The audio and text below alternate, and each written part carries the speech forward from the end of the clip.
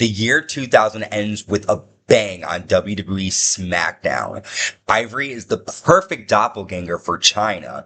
Kane, William Regal, and Rikishi destroy The Rock and The Undertaker, showing that they're going into 2001 with the advantage. And finally, Stephanie McMahon-Helmsley gets wet, but not in the way that she would actually like. All of this and more on our recap of WWF Smackdown. Welcome to WWE Attitude Years 2000, where Triple H buried everyone, The Rock roasted everything, and Vince McMahon was out here beefing with his kids. TLC got brutal.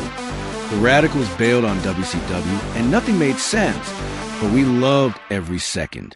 Hop into our time machine, and let's get uncensored. What's up, everyone? You are checking out the Uncensored Pro Wrestling Podcast. I am your host, the Hot Commodity, ENC, and today we are covering the final show of 2000, WWF Smackdown, live from December 28th, 2000 in Nashville, Tennessee.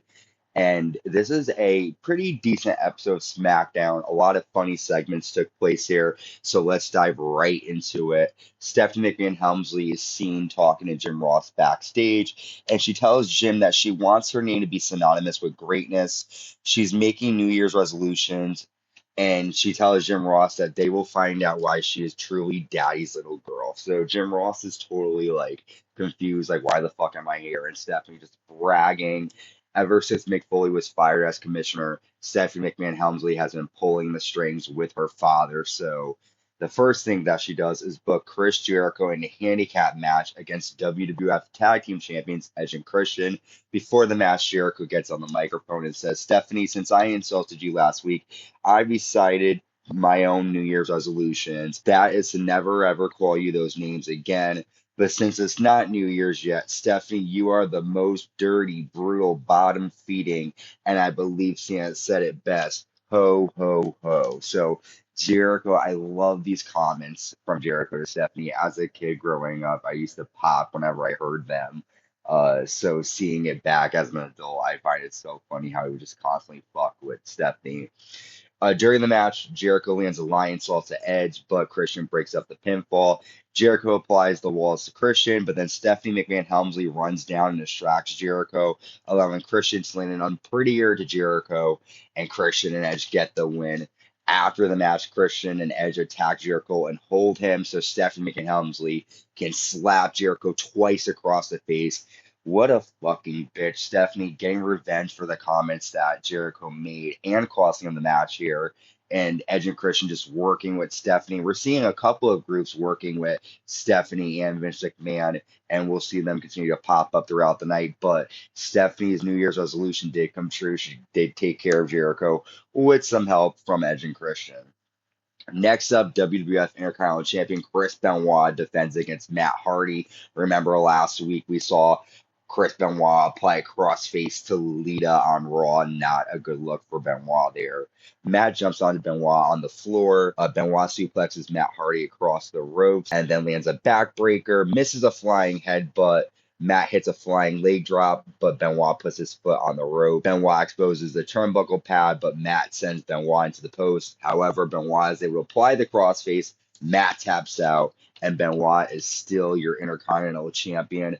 Benoit has been having some good matches, and this is a surprisingly decent match. We're seeing Matt Hardy on his own, and we don't see that frequently. And Chris Benoit has been a good Intercontinental Champion since winning that title at Armageddon. But let's move on. We get this segment I remember as a kid, and going back, I was watching it, and I was like, holy shit, I remember this. We see Chyna dressed up as Ivory. We see Ivory, there we go, doppelganger. We see Ivory, the women's champion, dressed up as Chyna, and she is wearing the same attire that Chyna wore for her sit-down interview with Jim Ross that we saw. Val Venis is portraying Jim Ross, and Ivory mocks her. Val says, you deserve what happened. Playboy, your new book is about your disgraceful lifestyle. Maybe you should be grateful that the millions of fans won't be corrupted by your presence in the WWF. Then Ivory says, thanks to the right to censor, I can make a change. I hated that I was a tramp and posed nude. I took one simple pile driver to wake me up. And that promo ends. I remember being a kid and being like, ooh,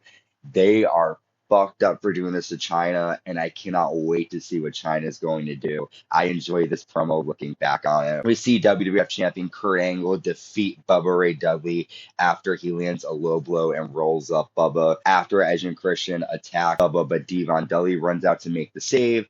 Bubba then goes to attack Kurt Angle, but Edge distracts him, allowing Angle to land an Olympic slam to Bubba Ray Dudley through a table. And the fucking heels are on a tear tonight. Kurt Angle able to put Bubba through a table, getting revenge for his brother Eric last week on Raw, but the Dudleys are not going to be happy about this, and I can't wait to see them get their revenge. Next up, Stephanie McMahon-Helmsley comes out to the ring, and she says, I have changed my mind. I decided to share my New Year's resolutions with all of you, and it affects the WWF. My New Year's resolution is to get what I deserve.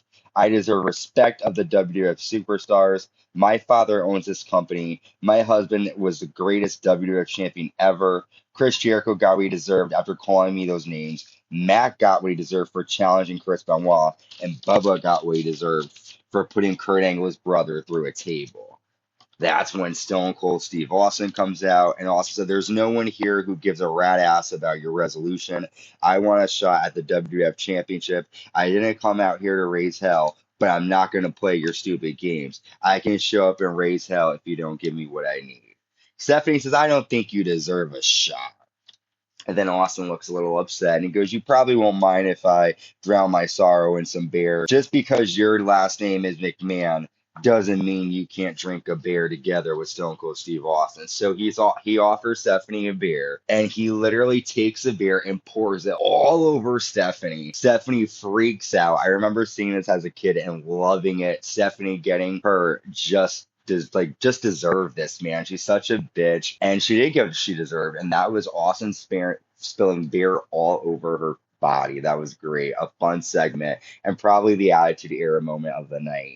We see the Right to Censor with Steven Richards taking on the team of the APA and Jacqueline in a 6-person tag match. Jacqueline spears Ivory. Val Venis distracts Jacqueline around, allowing Ivory to get the roll-up pin and the Right to Censor win. After the match, the Right to Censor attacked the APA until Billy Gunn makes the save. And this Right to Censor group just continuing to get the win in these matches, but whenever women are involved, these matches are like a minute long, and that just sucks. But you know you're going to see that in the Attitude Era. Tess talks to Albert backstage, and he tells Albert that Stephanie McMahon-Helmsley is poison. Albert tells Tess that he doesn't want to make her angry, and Tess says that Trish Stratus is with Vince McMahon right now, and Albert says, don't cross the boss. So we'll get into this a bit later on, but interesting segment here, Albert kissing Stephanie's ass. We then see Hardcore Champion Raven defeat Jeff Hardy after Raven sprays Jeff with a fire extinguisher and lands the Ebb and Flow DDT. Good match here. I'm excited to see Raven with the Hardcore title because they're finally giving him something to do. Jeff Hardy looked great as well, so all good stuff here. Next, we see TNA defeat Too Cool after Tess lands a flying elbow drop to Grandmaster Sexay, and Albert gets the pin. After Albert hits Tess with a big boot out of nowhere and kicks Tess in the ribs, Stephanie smiles backstage watching this. Tess bleeds from the mouth as Albert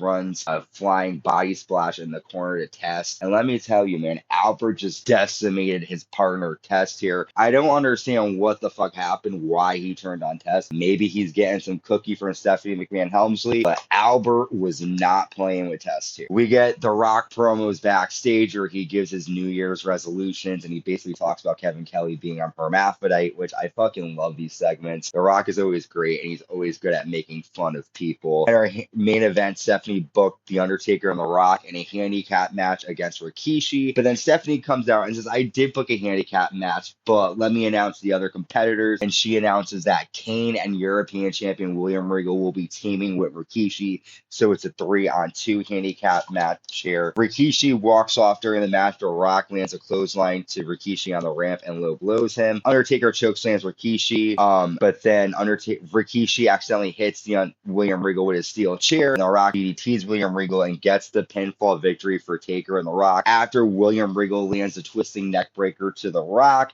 and then Rikishi super kicks both Rock and Taker, sits on The Undertaker, and then Kane chokeslams The Rock, and the Kane, William Regal, and Rikishi both have their arms raised to end. This is the final moment we see of 2000, and 2000 was an insane year. This is a good SmackDown. I was like, the best moment of all was obviously Stone Cold Steve Austin pouring that drink down Stephanie McMahon's body and her face. It was just great. Her reaction to it was definitely added to your memories for sure. So with that, I'm going to let you know that we are going to be covering the Attitude Year Season 3 fully. We're going to have our final episode covering the year, in-depth review of 2000, covering the matches and moments that had us talking, and then we're going to jump right into Season 4, covering 2001. So make sure you subscribe, like, and hit that notification bell, and until next time, stay safe and stay uncensored.